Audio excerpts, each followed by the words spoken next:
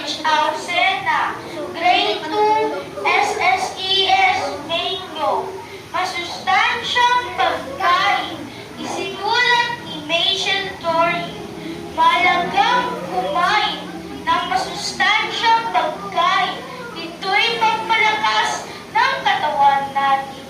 Kumain ng prutas at gulay upang umaba ang buhay. Kailanman ang kulay ng kalabasa, pampalinaw naman ng mata. Puno ng sustansya, ang palaya, mapait sa panlasa, maraming taglay na vitamina na may atid dagdag resistensya. Carrots na parang tatsulog ang buhis. Sa vitamina A, ito'y sisig. Mansanas, ubas at saging, paborito nating kainin.